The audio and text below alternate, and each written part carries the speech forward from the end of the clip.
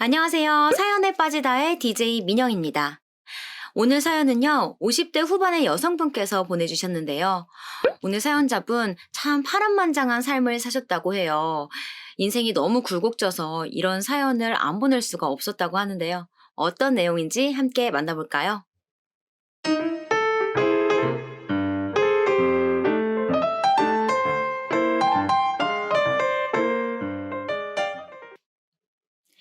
안녕하세요. 전 곧 환갑을 앞두고 있는 장년 여성입니다. 이 나이대가 되면 사연 없이 사는 사람은 극히 드물 거라고 생각이 되는데요. 누구나 하나씩 사연을 품고 살아가고 있다고 생각해요. 사람 사는 얘기를 듣다 보면 공감도 되고 위로도 되고 때로는 같이 역정도 내며 만나보지도 않은 사연자분들이 가끔은 친구 마냥 정도 가곤 하더라고요. 그래서 제가 이렇게 사연을 듣는 좋은 취미가 생긴 것 같아요. 인생사 세용지마라는 말이 있듯이 행복과 불행은 워낙 변수가 많고 예측하기가 힘들죠. 저는 꽤 불행에 가까운 삶을 살았던 것 같아요. 삶이 너무 힘들어 그만두고 싶다는 생각도 여러 번 하곤 했었어요. 그럼에도 일상이 주는 소소한 행복을 원동력으로 지금껏 포기하지 않고 견뎌냈기에 이젠 조금은 제 삶이 행복에 가까워졌다 말할 수 있게 되었습니다. 항상 사연을 듣기만 하였다면 오늘은 제 얘기를 한번 써보려고 합니다. 저는 잘 살지도 그렇다고 가난하지도 않은 집안의 삼남 일녀 중 셋째로 태어나 홀로 딸이라는 이유로 꽤나 차별을 받으며 자랐어요. 엄마는 6살이라는 어린 나이 때부터 집안일을 알려주셨죠. 빨래나 설거지, 그리고 집안을 쓸고 바닥을 걸레질하게 시키셨어요. 워낙 어릴 때라 잘 기억나지 않지만 그렇게 집안일을 마치면 엄마는 음식 준비를 하셨고 전 어린 동생이 자고 있는 방에서 자곤 했어요. 여느 때와 같이 포대기에 싸져 있는 동생 옆에 자고 있던 어느 날 동생이 귀를 찌를 듯한 정도로 크게 우는 바람에 잠에서 깨고 말았죠. 동생에게 가까이 가보니 얼굴이 시뻘개진 채 울고 있었어요. 그 순간 엄마가 달려와 다짜고짜 저한테 소리를 지르더라고요. 분노에 찬 악에 바친 소리였어요. 너, 네 동생 이렇게 얼굴 빨개져서 울고 있는 동안 뭐 했어? 동생 잘 보라고 방에 같이 두었더니 이 지경으로 만들어? 제가 무어라 변명할 새도 없이 엄마는 제 팔뚝을 치시며 말씀하셨어요. 제가 입을 떼기도 전에 동생을 병원에 데려가야겠다며 나가셨죠. 그리고 그날 갑작스러운 열병을 앓던 동생은 병원으로 가던 도중 그 어린 나이에 세상을 떠나고 말았습니다. 니년 때문이야. 니년 때문에 우리 승민이가 죽은 거라고. 네가 옆에서 잘 돌봐줬으면 이렇게 허망하게 죽진 않았을 거야. 어린 나이에 들은 엄마의 책임 전가에 전 아무것도 모르고 그저 죄송하다며 무릎을 꿇고 빌었어요. 그 나이에 전 죄책감이라는 벌에 온몸을 부들부들 떨며 눈물을 흘리고 있었죠. 이후 아버지의 체벌이 있으셨어요. 제 종아리를 회초리로 있는 힘껏 때리셨고 전 그날 걷기도 힘들 정도로 팅팅 부은 다리를 싸매고 혼자 눈물을 훔친 채 연탄불 하나 때우지 못한 방 안 구석에서 웅크린 채 잠을 청했답니다. 그리고 동생의 장례식이 치러졌어요. 순간순간 저를 노려보던 어르신분들의 그 눈초리들.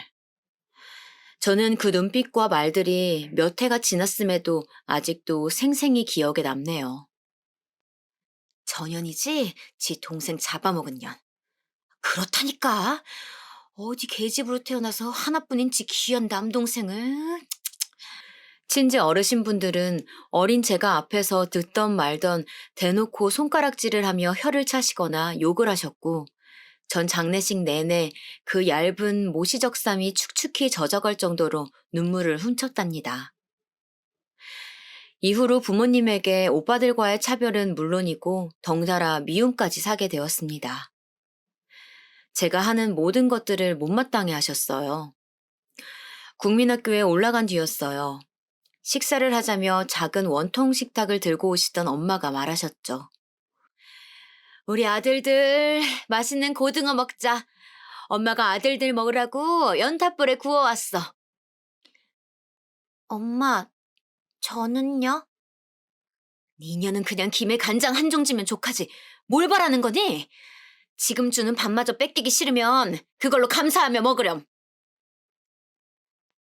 네. 저는 항상 주눅이 들어있을 수밖에 없었습니다. 오빠들에게 기름 발린 고등어에 가시를 발라주며 흰 쌀밥 위에 양손 정성스레 올려주는 엄마를 한번 쳐다보았고 그저 보리밥을 싼 김에 간장 한 방울을 찍어 먹으며 풍기는 고등어구이 향만을 음미할 수밖에 없었어요. 밥을 먹어도 허기진다는 말이 어떤 건지 알 수 있었죠. 학교를 갈 때에도 엄마의 시선은 온통 오빠들에게만 집중되어 있었어요. 상민아, 영민아, 도시락 가져가야지. 도시락 가져가라는 엄마의 말에 후다닥 다시 돌아오던 오빠들은 도시락 보자기를 챙기며 말했어요. 오늘도 소세지 넣었어? 그럼 엄마가 오늘은 소세지랑 계란 후라이도 같이 넣어줬어. 환히 웃으며 말하던 엄마는 이후 저를 보더니 아까와는 다른 무뚝뚝한 표정으로 말씀하셨죠. 너는 학교 안 가고 뭐 하는 거니? 엄마, 저도 점심에 도시락 먹고 싶어요. 한번 용기 내어 엄마에게 두 손을 모아 공손히 부탁해 보았어요. 하지만 돌아오는 대답은 달라진 게 없었죠. 계집 주제의 점심 타령은 아침 저녁 챙겨주는 것만으로도 고맙게 여겨. 어디 이 판국에 삼시세끼를 다 먹으려고 하는 거야, 건방지게. 헛소리 할 거면 학교 가지 말고 집에서 일하던가. 아니에요. 죄송해요, 엄마. 학교 다녀올게요. 결국 아무 수확 없이 오빠들에게 물려받은 낡아빠진 책가방을 들며 학교로 향했어요. 소심하고 항상 주눅 들어있는 제 성격 때문인지 쉽사리 친구들은 저에게 다가오지 못했죠. 그러다 보니 국민학교를 다니는 내내 저는 외톨이였습니다. 요즘 들어 소위 말하는 왕따와 같았어요. 그래도 저를 괴롭히거나 제게 직접적으로 막말을 하는 애들은 없었어요. 그저 다들 숨어서 뒤에서 속닥거렸죠. 야, 제가 6살 때 동생을 잡아먹고 내라면서? 응, 내가 엄마한테 들었어. 불길한 아이니까 가까이 하지 말라더라. 맞아, 나도 들었어. 실제로 보니까 더 음침해 보이는 것 같아. 야, 그만해. 저러다 애 듣겠다. 애들의 수군거림은 이제 익숙해졌어요. 누가 저에 대해 얘기를 한 건지는 너무나도 잘 알기에 일일이 말하며 설명하기 뭐했어요. 엄마가 아줌마들과 뒤에서 제 얘기를 저런 식으로 했던 걸 제가 들었으니까요. 그저 모른 척하는 게 편하기도 했고요. 그래도 저는 학교에 와 있는 시간이 제일 좋았습니다. 차별 없이 동일하게 대해주시는 선생님과 운동장에서 걱정 없이 뛰어놀며 무언가를 배워간다는 것도 항상 어디서나 홀로였던 저에겐 외로움을 달래주는 벗과 같았죠. 그렇게 시간이 흘러 13살 때쯤 일어난 일이었어요. 곧 한 해가 마무리되어가는 춥디 추운 겨울날이었죠. 방을 데우기 위해 피운 연탄불의 작은 불씨로 인해 집에 화재가 일어났었어요. 갑작스레 일어난 화재로 저희 집은 순식간에 무너져 내렸습니다. 화재가 난지도 모른 채 방 안에 있던 오빠들과 저는 연기가 들어오고 있다는 것도 모른 채 있었어요. 오빠들은 서로 장난을 치며 놀고 있었고 저는 옆에서 책을 읽고 있었죠. 뒤늦게 책의 글씨들이 뿌옇게 보이고 쾌쾌한 냄새가 나는 것을 인지한 저는 연기가 들어오고 있다는 것을 알 수 있었어요. 불이야, 불! 얘들아, 어서 나오렴, 어서! 뒤이어 달려온 엄마의 부름에 저희는 급히 방을 빠져나가려고 했어요. 오빠들은 우왕좌왕하며 서로 자기가 먼저 나가겠다며 다퉜죠. 그 순간 천장에서 불에 탄 석가래가 우르르 떨어졌고 저희 앞을 가로막아 버렸어요. 절망하고 있는데 그 사이 틈새로 엄마가 손을 뻗어 오셨고 이어 큰 오빠를 먼저 빼내셨죠. 다음 작은 오빠마저 빼낸 그때였어요. 하필이면 불길은 더욱 크게 번져 가버렸죠. 그 사이 불에 달궈진 나무 판자가 떨어지며 파편이 제 볼에 튀었고 저는 비명을 지르며 고통에 몸부림쳤어요. 더 이상은 위험하겠다 감지한 건지 엄마는 이후로 제게 손을 뻗지 않으셨습니다. 저는 그저 그 상황이 너무 두려워 방 안에 홀로 갇힌 채 벌벌 떨고 있었는데 안방을 빠져나오던 아버지가 온 힘을 다해 문을 부수고 방으로 와주셨죠. 모포를 둘러싸고 있어 겨우 불길을 면했던 아버지는 제게 그 신락 같은 희망인 모포를 전해주시며 말씀하셨어요. 어서 너 먼저 이거 쓰고 나가야 돼. 나도 곧 따라갈 테니까 걱정 말고 빠르게 나가야 돼. 전 눈물을 후두둑 쏟아내며 말없이 고개를 끄덕인 뒤 황급히 온몸에 도포를 뒤집어 쓴 채 방을 빠져나왔죠. 방을 빠져나오는 과정에서 제 몸의 일부는 평생 지워지지 않는 화상 자국으로 뒤덮여 버렸어요. 볼에도 꽤 커다란 자국이 남아버렸고요. 아직도 그 화상 자국을 보면 그때 그 끔찍했던 화재의 기억에 다시금 그 고통이 실현되는 것 같아 온몸에 소름이 돋습니다.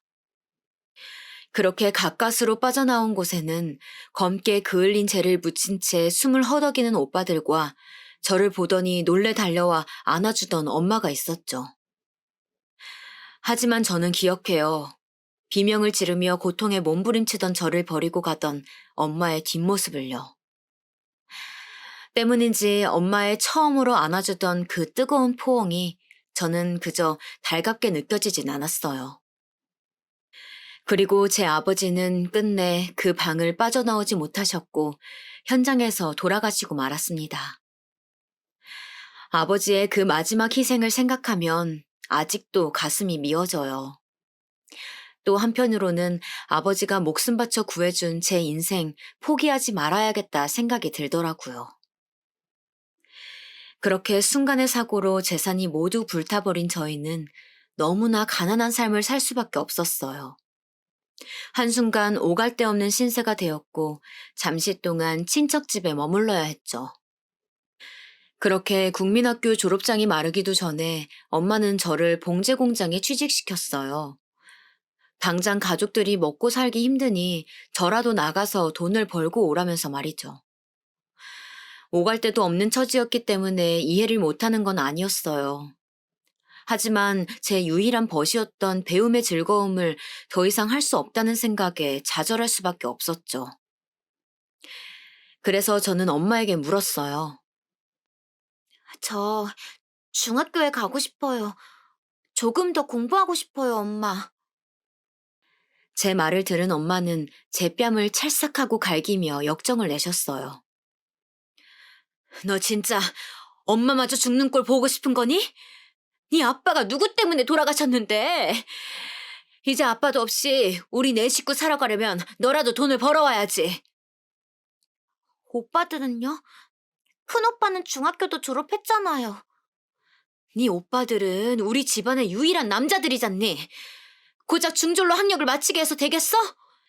네 오빠들은 이 어미가 꼭 대학교까지 보내고 말 거야. 저는요? 저도 공부하고 싶어요, 엄마. 계집이 배워봤자 뭐 하겠어. 잔말 말고 엄마 욕 보이지 않게 사고 치지 말고 가서 일이나 잘하렴. 알겠니? 저는 그저 아무 말 못하고 입을 꾹 다문 채 고개를 끄덕여야 했습니다. 그렇게 14살 어린 나이에 들어간 봉제 공장은 화장실을 가는 것조차 힘들었고 14시간씩 기계처럼 돌아가는 반복되는 일상에 점점 지쳐만 갔습니다. 그렇게 죽을 둥 살 둥 일하며 받은 급여의 80% 이상은 오빠들의 용돈과 학비로 다 들어갔고 전 푼돈도 안 될 만큼 작게 남은 급여로 겨우 입에 풀칠해가며 살아갔습니다. 그래도 이곳은 생활 패턴이 동일하고 다들 사정이 비슷하다 보니 저를 뒤에서 욕하며 수군거리는 사람들은 없었어요. 그렇기에 혼자만의 벽을 치며 살아가던 저도 처음으로 친구를 사귈 수 있었어요. 그 친구도 저처럼 가정 형편이 어려운 탓에 부모님이 강제로 취직을 시켰다고 들었는데요. 그 친구는 집안의 장녀인데 아픈 동생들을 위해 부모님의 뜻을 따라야 한다면서 서스럼 없이 제게 본인 속사정을 말해주었습니다. 그런 친구 덕분에 저도 처음으로 제 속사정을 다른 누군가에게 말할 수 있었죠. 제 얘기를 듣던 친구는 눈물을 글썽이며 제 볼 쪽 흉터를 매만져 주었어요. 이제는 안 아픈 거지? 응, 이제는 괜찮아. 걱정해줘서 고마워. 처음으로 받아본 누군가의 걱정에 저 또한 마음이 뭉클해지는 것 같았어요. 그렇게 그 친구와 저는 가족들보다 가까운 사이가 되었죠.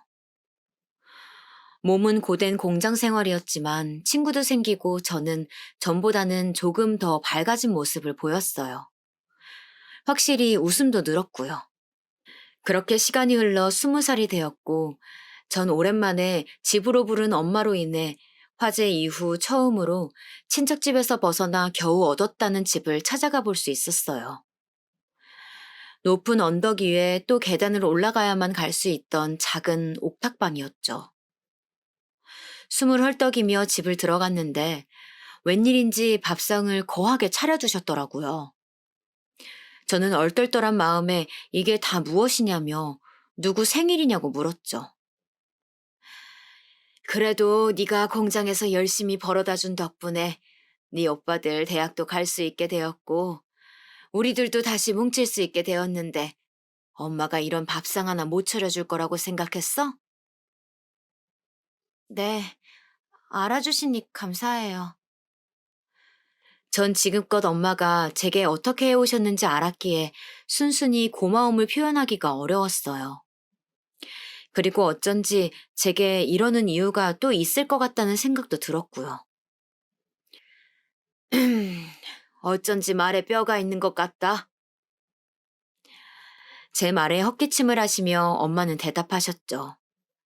그리고 이어서 나오는 엄마의 말에 제 예상은 확신이 되었어요. 어쨌건 너도 이제 20살이 되었잖니. 마침 괜찮은 혼사자리가 들어왔다. 네? 저는 아직 결혼 같은 걸 할 생각은 없어요, 엄마. 엄마 얘기 좀 들어봐. 너 왜 예전에 아빠 친구라며 자주 놀러 오시던 장씨 아저씨 기억나니? 네, 무슨 사업하신다면서 항상 오실 때마다 선물 들고 오셨던 아저씨 기억나요. 그래, 그 아저씨 아들이 올해로 28이란다. 너랑은 나이 차이가 조금 나지만 어디 그게 나이 차이겠니? 애가 참 순하고 착하다 했어. 날짜랑 장소는 엄마가 그쪽 집이랑 얘기해서 알려줄 테니까 그런 줄 알아라. 알겠니? 엄마, 저는 그냥 평범하게 만난 사람과 연애하고 결혼하고 싶어요. 죄송하지만 이런 맞선 자리는 부담스러워요. 너는 정말 사실 네 오빠가 대학 졸업한 지 한참 지났는데도 취직을 못하고 있다. 그쪽 집에서 너를 자기 아들과 맺어만 준다면 네 오빠를 취직시켜준댄다. 우리 집 운명은 너한테 달려있는 거야. 이럴 때만 제 손을 잡으며 부탁하는 엄마가 이제는 가소롭게 느껴지더라고요.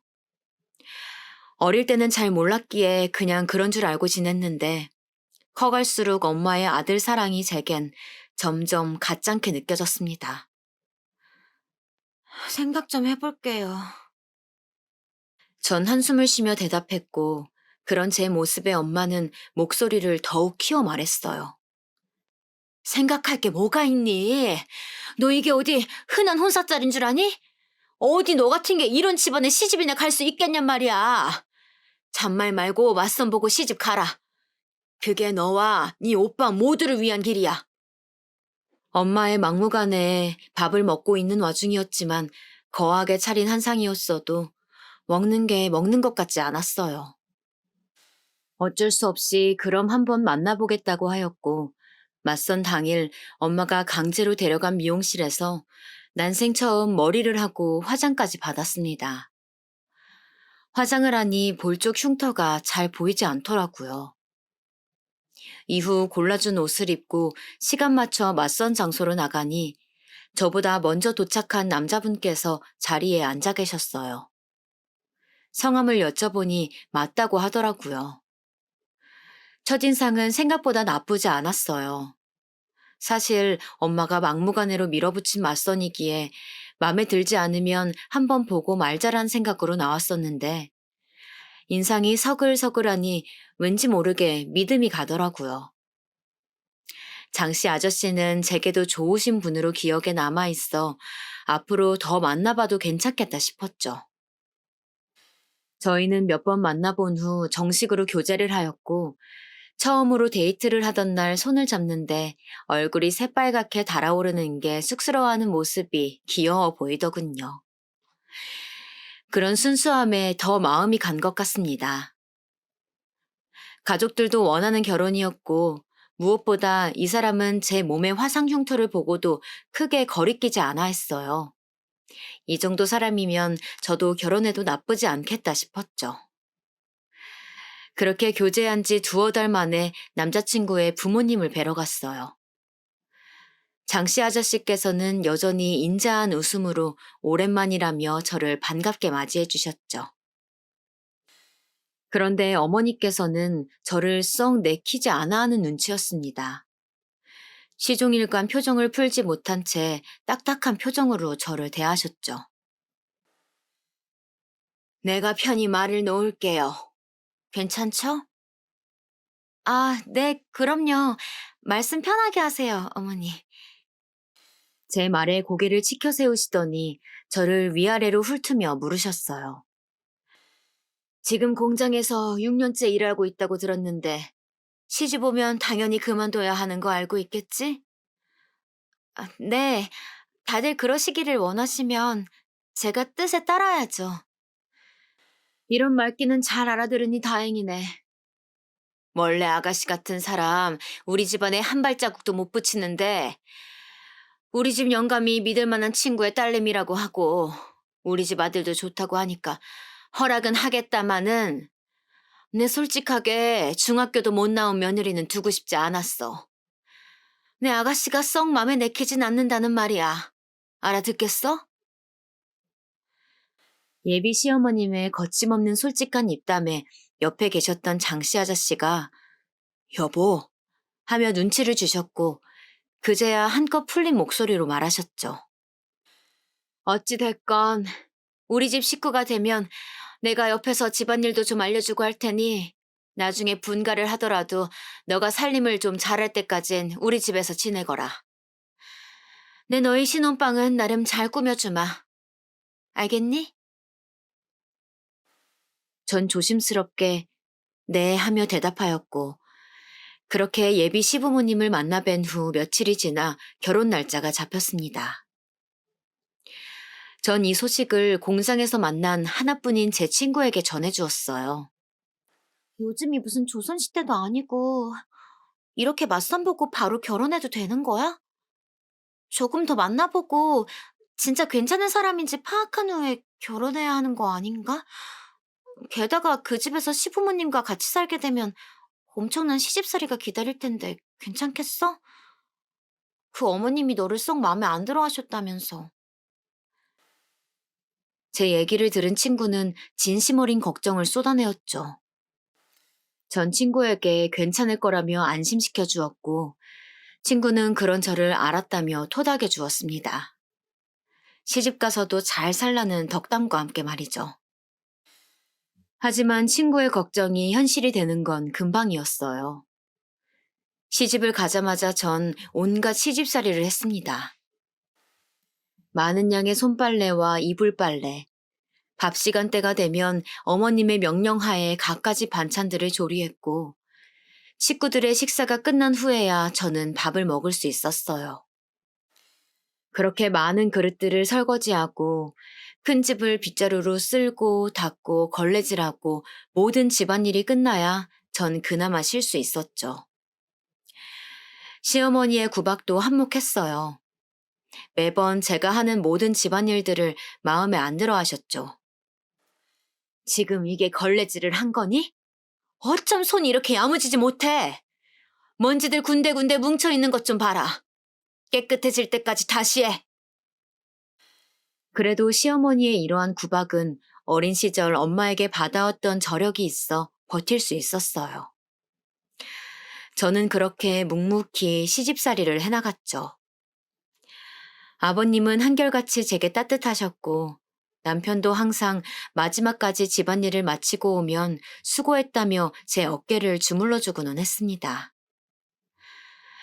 그렇기 때문에 제 시집살이는 꽤 나쁘지 않았어요. 되려 행복했던 때도 있었죠.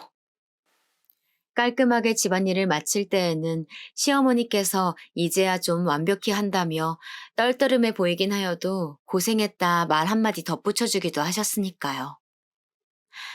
그렇게 결혼 후 4년 만에 제게 큰 축복이 왔습니다. 축하드립니다. 임신 8주 차네요. 제 임신 소식은 시댁은 물론이고 친정집에도 경사와 같았어요. 소식을 전하고자 전화를 걸었는데 저 수화기 너머로 엄마가 기뻐하며 축하해 주셨죠. 그래, 왜 이렇게 소식이 뜸한가 했어. 네가 시집간 지 4년이나 지났는데 언제 이 소식을 듣나 했다. 어찌됐건 축하한다. 고마워요, 엄마. 근데 아기가 아들인지 딸인지는 언제 알 수 있다디? 아휴, 꼭 아들이어야 할 텐데. 안 되겠다. 내가 아는 무당집에 가서 부적이라도 써야지. 하지만 엄마의 이러한 아들 타령에 제 기쁨도 조금은 반감이 되었답니다. 그러지 마세요. 아들이면 어떻고 딸이면 어떻다고 그러세요. 얘가 또 모르는 소리 한다. 네가 그 집안의 대를 이어줘야 너도 그렇고 우리 집도 그렇고 어깨 피고 살 수 있는 거다. 알겠니? 더 이상 말할 필요가 없다 느낀 저는 이만 끊겠다 전하며 수화기를 내려놓았어요. 그리고 이러한 아들 타령은 시댁도 마찬가지였어요. 심지어 남편까지도 똑같았죠. 우리 뱃속 아기가 딸이든 아들이든 그리 중요한 건 아니지만 나는 그래도 아들이면 좋겠긴 하겠어. 같이 목욕탕도 가서 때도 밀고 축구도 하고. 어머님, 아버님에 이어 친정엄마도 아들 하시는데 이제 당신까지 그러면 뱃속 아기가 부담스러워서 나오겠어요? 정말이지 부담의 연속이었어요. 딸이라도 낳으면 당장 내다 버리라 할 기세들이었죠. 시간이 흘러 제 배는 점점 풍선처럼 불러왔어요. 그럴수록 거동이 힘들어지고 숨쉬기도 벅찼죠. 가끔씩 뱃속 아기가 발로 뻥뻥 찰 때면 장기 전체가 뒤틀리는 것 마냥 아파왔어요. 그 광경을 본 남편은 아기가 발길질을 하는 게 예사롭지 않다며 아들인 게 틀림없다며 좋아했죠. 제 걱정은 고사하고 이 와중에도 아들 타령을 하는 남편의 배를 똑같이 때려주고 싶었답니다. 이후 명절이 다가왔어요. 항상 시댁과 함께였기에 이번만큼은 제사만 지낸 후 친정집으로 가서 좀 쉬라고 하는 시부모님의 배려가 있으셨어요. 전 감사의 말씀을 표한 뒤 남편과 친정으로 향했죠. 안타깝게도 아직 장가를 가지 못한 두 오빠들 때문에 엄마는 홀로 음식을 준비하고 계셨어요. 저와 남편을 보자 놀라시며 왜 시댁에 있지 않고 여기까지 왔냐고 물으셨죠. 시부모님의 배려가 있었다 말씀드리니 그제서야 반가워하는 눈치였어요. 남편은 피곤했는지 오자마자 양해를 구하곤 바로 잠들었고 엄마는 저보고 편히 앉아있으라 하셨지만 혼자 음식을 준비하는 엄마를 그냥 지나칠 수가 없겠더라고요. 그래서 저도 도와주겠다며 거들었죠.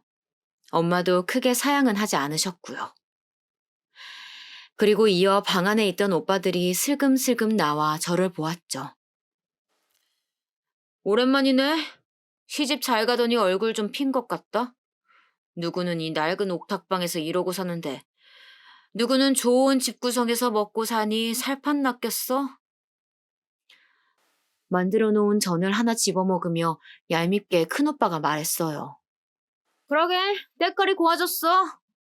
근데 네가 아무리 날고 기어봤자 우리 집에선 뭣도 아닌 셋째 딸년이지 뭐. 야, 너 온 김에 우리 담배 한 갑씩만 사다 줘라.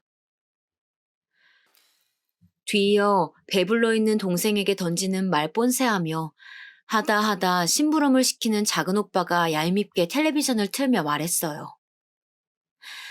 엄마는 그 광경을 옆에서 지켜보면서 아무 말씀도 없으셨죠. 말리거나 제지하는 것도 없이 묵묵히 전을 부치고 계셨습니다.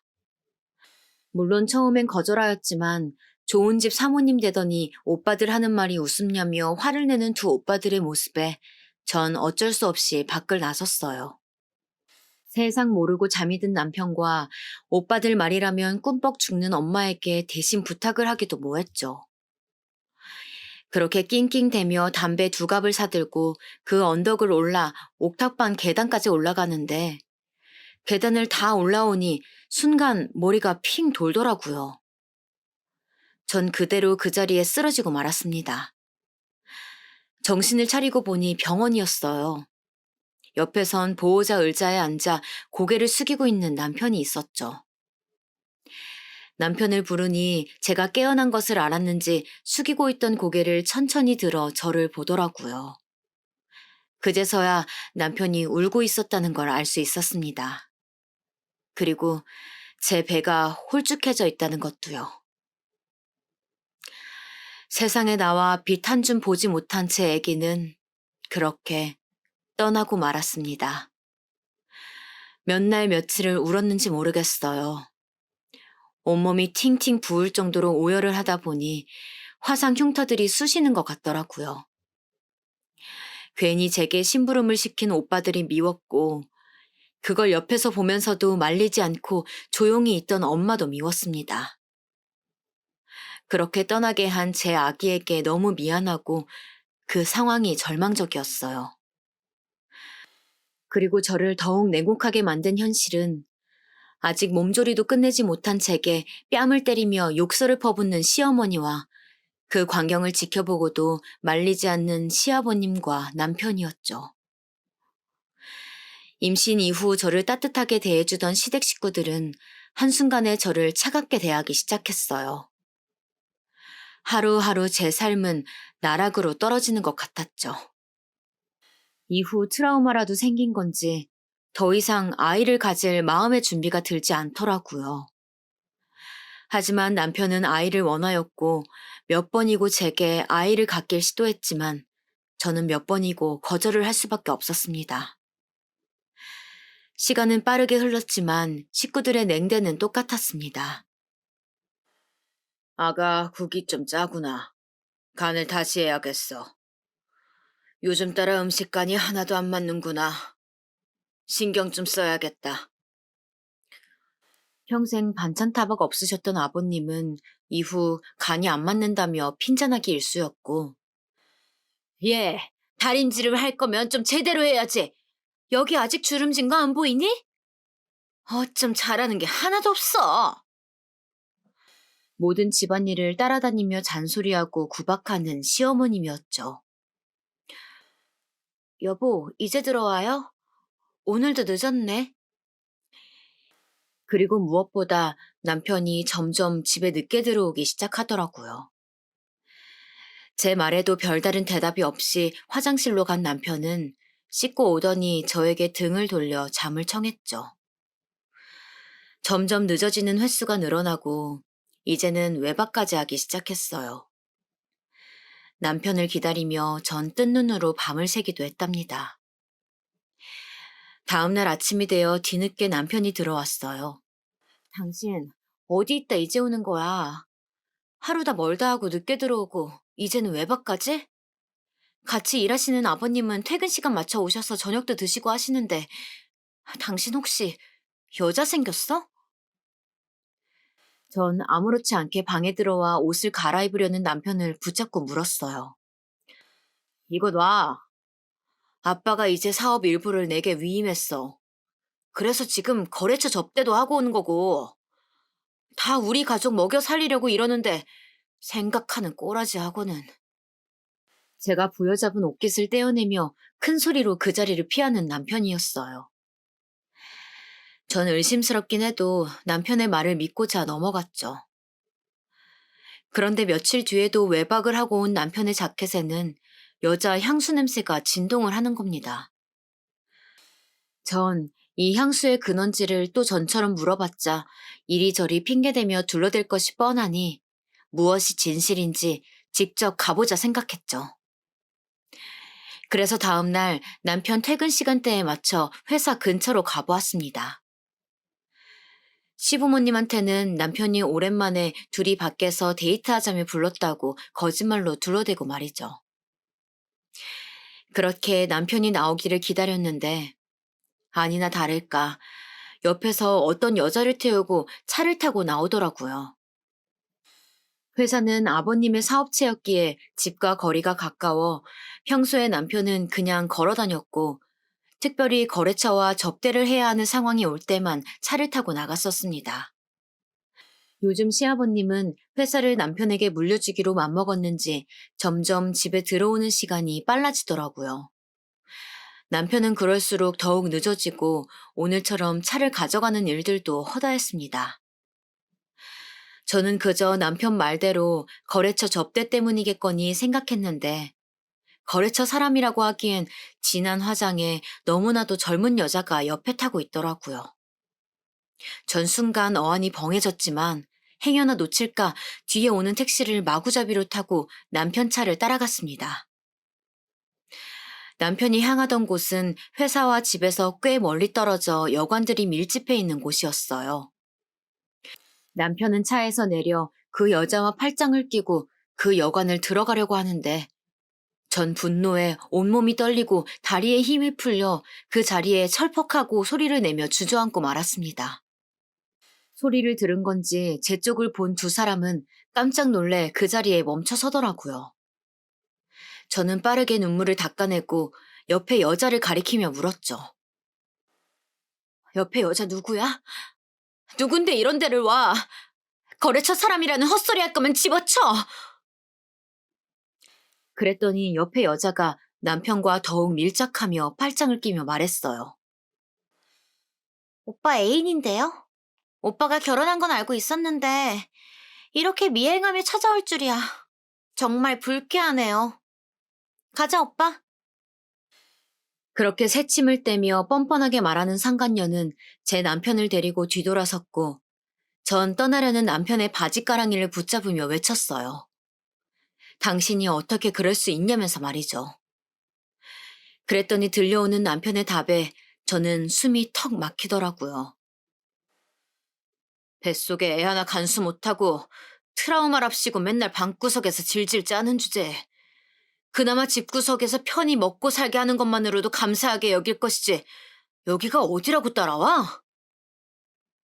그러더니 제 손을 잡아떼며 그 여자를 데리고 기어이 제가 보는 앞에서 여관을 들어가더군요. 그 여자는 들어가면서 잠시 제 쪽으로 고개를 돌리더니 저를 보며 입꼬리를 올리더라고요. 꼭 비웃는 것 같아 보였어요. 전 그 자리에서 그대로 주저앉은 채 하염없이 눈물을 쏟아냈습니다. 그 길로 도저히 시댁애가 남편의 부모 얼굴을 마주할 자신이 없어 전 하나뿐인 제 친구에게 전화를 걸었죠. 당시엔 지금처럼 휴대전화가 없었기에 길가에 놓인 공중전화를 이용했어요. 몇 번의 신호 끝에 친구가 전화를 받았고 전 지금까지의 사정을 모두 말했죠. 친구가 저보다 더욱 길길이 날뛰며 당장 자기 집으로 오라고 하더라고요. 친구도 20살이 되었을 때 저처럼 공장을 나와 버스 안내와 전단지 아르바이트 등 여러 일을 하며 검정고시를 준비하였어요. 아팠던 동생들이 지금은 많이 나아져 더 이상 본인이 돌보지 않아도 된다면서 말이죠. 자기가 하고 싶은 것들을 드디어 해나가는 친구가 한편으로는 부럽더라고요. 그렇게 찾아간 친구네 집은 대식구였어요. 이제 고등학교 졸업을 앞둔 수험생 둘째 동생과 갓 고등학교에 올라간 쌍둥이 셋째, 넷째 동생, 그리고 15 사춘기 막내 동생까지. 넓지 않은 집안이 북적북적했어요. 친구의 부모님은 저를 따뜻한 미소로 반갑게 맞이해 주셨고, 저녁을 먹지 못한 제게 따뜻한 밥상을 가져다 주셨어요. 전 처음으로 느껴보는 엄마의 정이 가득 담긴 따스한 밥상에 그만 울컥 눈물을 쏟으며 감사히 먹겠다는 인사를 전하곤 밥술을 떴죠. 그런 제 모습에도 친구네 어머님은 체하지 않게 천천히 먹으라며 따뜻한 보리차를 건네주셨어요. 저는 다시 한번 감사하다며 고개를 끄덕이고 마저 식사를 마쳤습니다. 뱃속 아이를 그렇게 보낸 후 이렇게까지 밥을 제대로 먹은 적이 있나 싶었어요. 밥 한 술 뜰 때마다 떠나간 아이 생각에 신물이 올라오더라고요. 전 그렇게 몇 날 며칠을 대충 밥 몇 숟갈로 끼니를 때웠답니다. 친구네 가족들의 배려로 간단하게 씻고는 친구의 안내로 작은 방에 들어갔어요. 우리는 이 방에서 자면 돼. 둘째가 수험생이라 공부하는데 조금 예민해서 시끄럽지 않게만 조심해주면 괜찮을 거야. 응, 정말 고마워. 비록 두 다리 뻗고 자기엔 다소 협소한 방이었지만 이마저도 감사했던 저는 친구에게 진심을 다해 고맙단 말을 전하고 잠에 들었죠.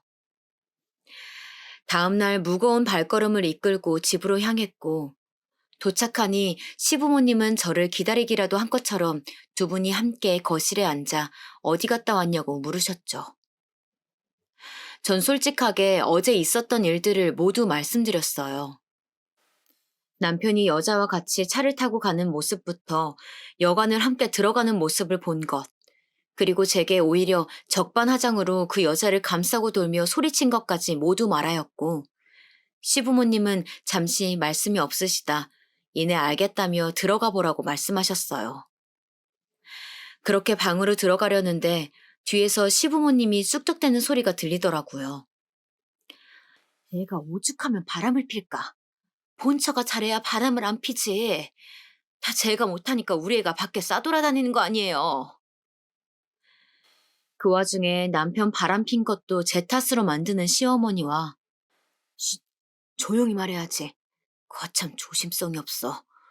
그러다 애가 들으면 어쩌려고. 그런 시어머니 입단속을 시키는 시아버지였습니다. 듣던지 말던지 내가 제일 무서워서 내 집에서 말도 맘대로 못해요? 뒤이어 들려오는 시어머니의 말에 저는 더 이상 이곳에 있으면 안 되겠구나 싶었죠. 그때는 지금처럼 이혼이 마음대로 쉽게 되는 일이 아니었기에 결심이 마치자 저는 친정 엄마에게 전화를 걸었습니다. 그리고 남편의 외도 현장을 목격했던 일들을 얘기했고 저를 옹호하는 답변을 바란 것은 아니었지만 뒤이어 들려오는 엄마의 말에 저는 적잖이 충격을 받지 않을 수 없었어요. 얘가 뭘 몰라도 한참 모르네. 남자가 밖에서 사업을 하다 보면 다른 여자도 만날 수 있는 거지 뭐. 그딴 걸로 이혼이네 뭐네 말을 짓거리고 있어. 기어이 네가 우리 집과 내 얼굴에 먹칠을 하려고 하는구나. 잔말 말고 얌전히 내조나 잘하고 있어. 소리를 냅다 지른 친정엄마는 그렇게 전화를 끊었어요. 전 한참을 끊어진 수화기만 바라보다 결심을 했습니다. 더 이상 친정엄마나 다른 사람의 의견보다 제가 하고 싶은 것에 더 집중하자고요. 그날도 어김없이 뒤늦게 온 남편에게 이혼하자며 먼저 말을 꺼냈죠. 제 말을 들은 남편은 처음에는 조금 당황하나 싶더니 곧 비웃으며 묻더라고요. 당신이 나가면 혼자서 뭐 어떻게 살려고? 이혼한다면 장모님은 당신을 절대 받아줄 것 같지 않고 뭐 하나 있는 그 가난한 집 친구한테 빌불기라도 할 건가? 남편의 말이 영 틀린 말도 아니었기에 전 그저 남편을 노려보며 입을 다물었어요. 그랬더니 남편이 제가 원한다면 시부모님께 대신 말을 전해보겠다며 방을 나섰습니다. 제가 말릴 새도 없이 시부모님 방으로 들어간 남편을 전 뒤에서 그저 발만 동동 구르며 지켜보고 있었죠. 남편이 뭐라 뭐라 하는 것 같더니 시어머님은 어이가 없는지 본인 가슴을 주먹으로 치고 계셨고, 시아버님은 문틈 사이로 그 광경을 지켜보던 저를 눈치채셨는지 제 쪽을 바라보시더니 나와 말씀하셨어요. 잠깐 나가서 얘기 좀 할까? 전 시아버님의 말에 고개를 끄덕이며 겉옷을 걸친 뒤 나왔어요. 집 앞을 천천히 걷는데 옆에 나란히 걷던 시아버님이 제게 물으셨죠.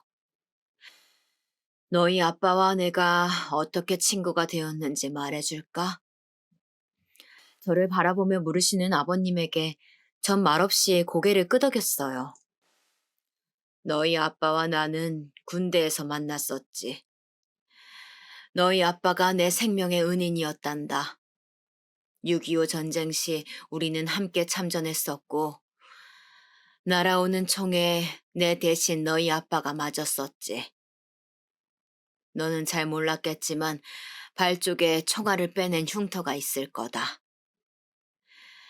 난 항상 빚을 지며 살고 있다 생각했어. 그런데 너희 집이 그렇게 화재로 다 타버리고 그 친구마저 그렇게 떠나버리고 나니 내 이 남은 은혜를 어찌 갚아야 하나 고민이 참 많았었어.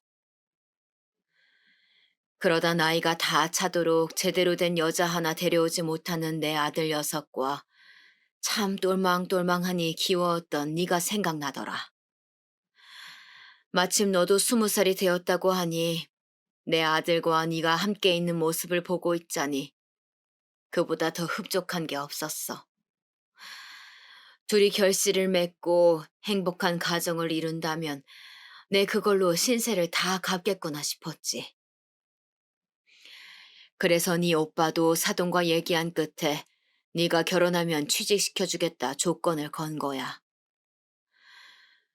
그런데 뱃속의 아이를 그렇게 허망하게 보내는 네 모습을 보자니 가슴이 답답한 게 네 탓이 아니란 걸 알면서도 괜히 미워지더구나.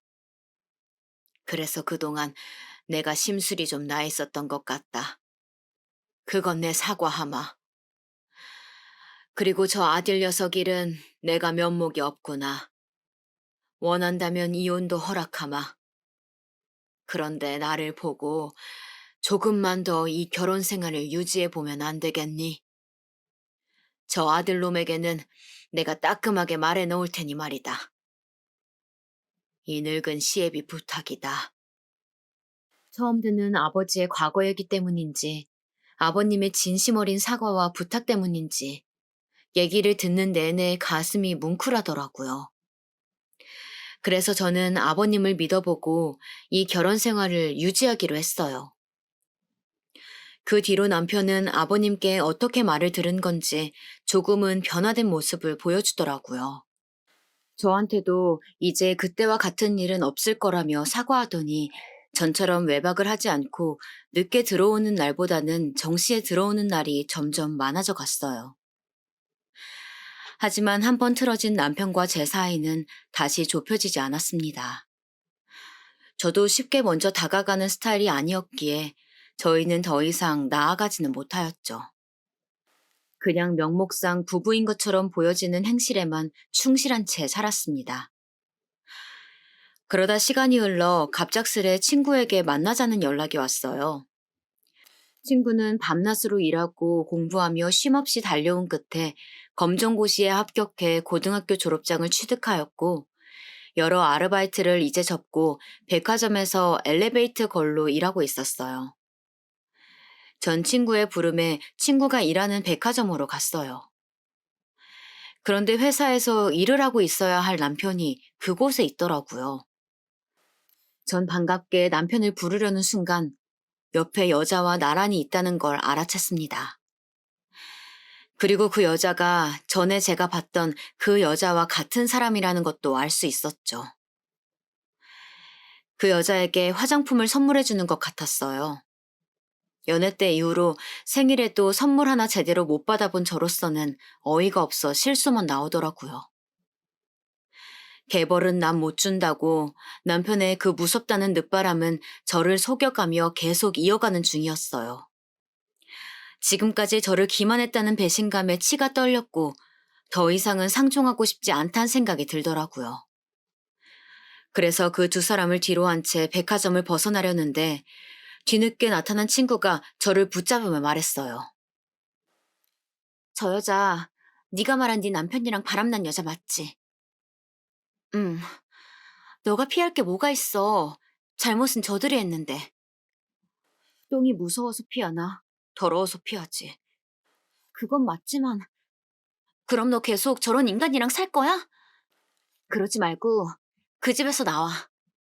사람들이 아무리 이혼녀라고 손가락질해도 저런 뻔뻔한 사람이랑 어떻게 사니? 그리고 친구는 솔깃한 제안을 하나 했어요. 동생들도 다 잘 자랐고 이제 독립하려 하니 자기와 함께 살자는 제안이요. 제 친구는 외모도 반반하니 남자들이 많이 따라다녔지만 제가 옆에서 이런 안 좋은 모습만 보여서 그런지 결혼 생각이 없다 하더라고요. 저는 그런 자유로운 인생을 사는 친구가 참 부러웠어요. 일단 친구에게는 좋은 쪽으로 생각해 보겠다고 말하며 집으로 갔죠. 이후 퇴근 시간대쯤 남편이 들어왔어요. 제가 백화점에서 그 여자와 함께 있었다는 걸 아는지 모르는 남편은 뻔뻔한 얼굴로 저녁상을 차리라 하더라고요. 전 당장이라도 주걱으로 남편의 볼을 치고 싶었지만 애써 참으며 식탁 위에 밥상을 차린 뒤 남편을 불렀고 옷을 간단하게 갈아입은 남편은 여느 때처럼 잘 먹겠단 말 한마디 없이 식사를 시작했어요. 저는 그런 남편을 바라보다 맞은편 의자에 앉았고 남편은 잠시 저를 보는 듯 했으나 마저 식사를 이어갔죠. 제가 입을 떼기 직전까지는 말이죠. 나 당신 백화점에서 봤어. 그때 그 여자랑 아직 만나고 있는 것 같더라? 근데 저녁은 꼭 집에 와서 먹네? 왜? 혹시 또 잘못해서 아버님한테 사업체라도 뺏길까 두려운 건가? 나름 침착하게 말하려고 했는데 목소리가 떨리게 나오는 건 어쩔 수가 없더라고요. 제 말을 들은 남편은 먹던 식사를 멈추곤 저를 보며 말했어요. 아까 백화점에 있었구나. 이미 걸린 마당에 너한테 더 숨길 이유도 없겠다. 사실 우리가 부부가 맞긴 하니? 너랑 내가 부부 관계를 안 한 지도 5년이 지났어. 이 관계를 언제까지 지속해야 할지, 그리고 너한테 어떻게 말을 해야 할지 고민 많았는데 마침 잘 됐네. 우리 이만 끝내자. 너무나도 태연하게 말하던 남편의 모습에 말문이 턱 막히더라고요. 사실 영 틀린 말도 아니었기에 더욱이 남편 말에 반박할 수가 없었어요. 그렇게 잠시 침묵하고 있는데 언제 들어와서 얘기를 어디부터 들으셨던 건지 아버님이 성큼성큼 오시더니 남편의 뺨을 때리셨죠. 이 고얀 놈! 내가 그리도 가정의 평화를 깨지 말랬거늘! 전 남편을 더 치려는 아버님을 말렸고 돌아간 뺨에 손을 갖다 대던 남편은 아버님에게 소리쳤어요.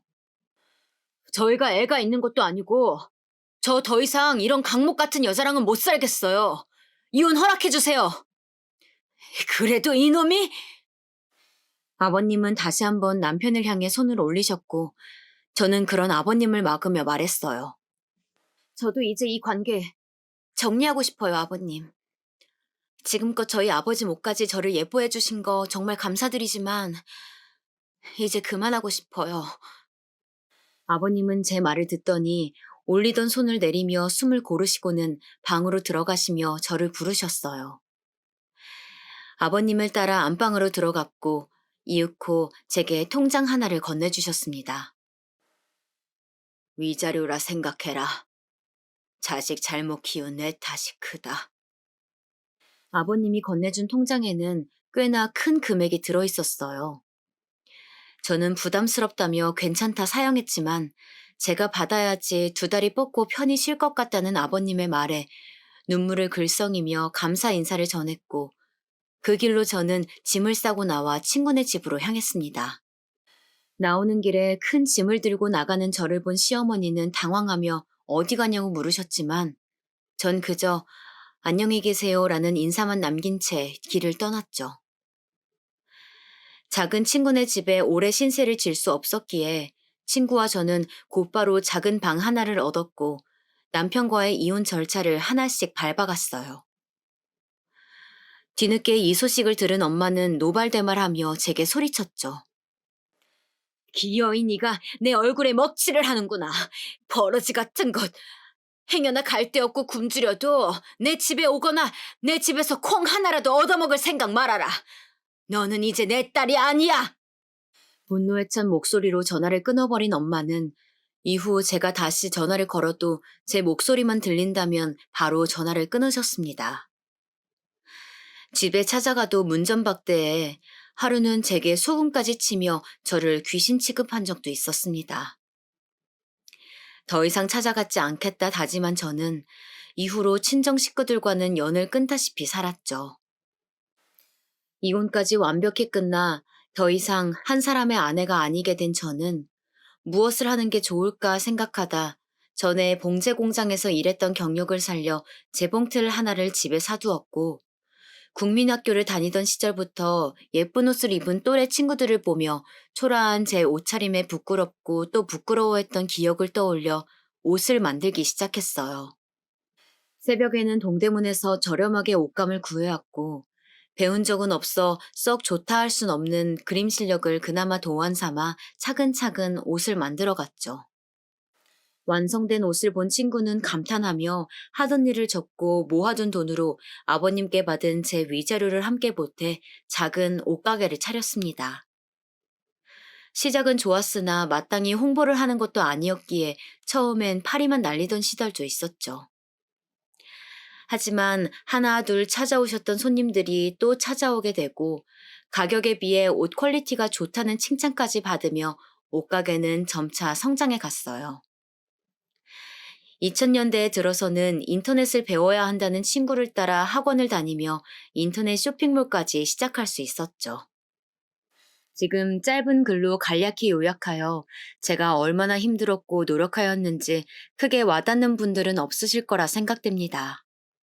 하지만 저는 하루에 2~3시간씩 잠을 자가며 옷을 만들고 또 이것저것 배운 끝에 인터넷 쇼핑몰까지 큰 성과를 이룰 수 있었어요. 그런 제 소식을 어떻게 전해 들은 건지 억겁의 시간이 지난 후에야 엄마에게 전화가 왔어요. 할 말이 있으니 집으로 오라 하시더라고요. 마지막까지 제게 큰 수모를 겪게 한 엄마이기에 그냥 무시하며 살아가고 싶었지만 한 번은 집에 찾아가 보자란 생각에 오랜만에 그 언덕을 지나 옥탑으로 향했죠. 그 동네 근처는 몰라보게 변했지만 어찌된 건지 그 동네만은 그대로더라고요. 안 그래도 낡은 건물은 더욱 노후되어 곧 무너질 것 같았어요. 집을 이리저리 훑고 있는 제게 엄마가 먼저 말씀하셨어요. 곧 이 지역도 재개발에 들어간다며 자기는 다 늙어 죽으면 그만이지만 이 집에 살고 있는 큰오빠가 걱정이라면서 말이에요. 그제야 집을 보던 눈길을 엄마에게로 돌렸어요. 그동안의 세월을 말해주듯 여기저기 피어있는 검버섯과 나무에 나이테처럼 줄이가 있는 주름들이 제일 먼저 눈에 띄더라고요. 엄마도 저를 위아래로 훑으며 말씀하셨죠. 너 옷가게인가 뭔가 옷 만들어서 성공했다더니 그 말이 진짜인가 보구나. 나는 너가 이렇게 성공할 줄 알았다. 입은 옷이며 들고 있는 가방이며 아주 곱구나, 고와. 제 엄마가 갑자기 이런 태세 전환을 할 줄은 꿈에도 몰랐죠. 언제는 귀신 내쫓듯 소금 뿌리며 문전박대할 땐 언제고 말이에요. 오늘 저를 부른 이유는 하나였어요. 병들고 아픈 자신을 대신해 오빠들을 돌봐달라는 얘기였죠. IMF 당시 남편의 사업은 부도 위기에 다다르게 되어 결국 오빠들은 정리해고되었다고 했어요. 작은 오빠는 결혼 후 이 집에서 나가 작은 집에 월세를 살며 겨우 자식들 먹여 살리며 이 일 저 일 하며 먹고 산다고 하였고, 큰 오빠는 결혼 후 새언니에게 손찌검을 하다 결국 이혼까지 당해 지금은 엄마와 함께 살고 있다고 하더라고요. 그러면서 오빠들을 더 이상 고생시키기 싫다고 좀 도와달라고 말하는데, 아직까지도 자기 아들들만 걱정하는 엄마가 너무나 미웠어요. 천륜을 거스르더라도 전 엄마의 말을 순순히 들어주고 싶지 않았죠. 일단은 알겠다며 엄마에겐 안심을 시킨 뒤, 그럼 나와 함께 여행 한번 다녀오자고 말했어요. 그랬더니 아이 마냥 좋아하더라고요. 그렇게 전 큰 계획을 세워두고 엄마와 함께 섬으로 여행을 떠났죠. 배를 타고 들어가는 동안에도 오빠들도 함께 왔으면 좋았을 거라며 아들 생각뿐인 엄마를 보며 제가 하고자 하는 일에 죄책감을 덜어냈습니다. 도착한 곳에선 모래사장도 거닐고 소문난 맛집 명소에서 바다도 보며 밥을 먹은 뒤 날이 어두워질 때쯤 미리 입소 비용을 지불해둔 요양원으로 엄마를 데려다 놓았죠.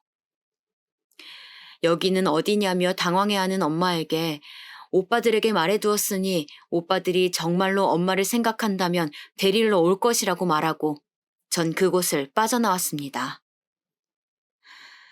제 뒷모습을 보며 이름을 애타게 부리는 엄마를 애써 외면한 채 저는 오빠들에게 문자를 보냈습니다. 엄마가 있는 요양원과 함께 이곳에 엄마를 버려두고 왔으니 찾아가든지 말든지 알아서 하라는 내용이었어요. 이후로 전 연락처를 모두 바꾸고 거주지도 숨긴 채 엄마와 오빠들과는 절연한 상태입니다. 새로운 마음가짐으로 이름도 개명하고 지금은 제가 너무도 갖고 싶던 고등학교 졸업장까지 검정고시를 통해 얻게 되었어요.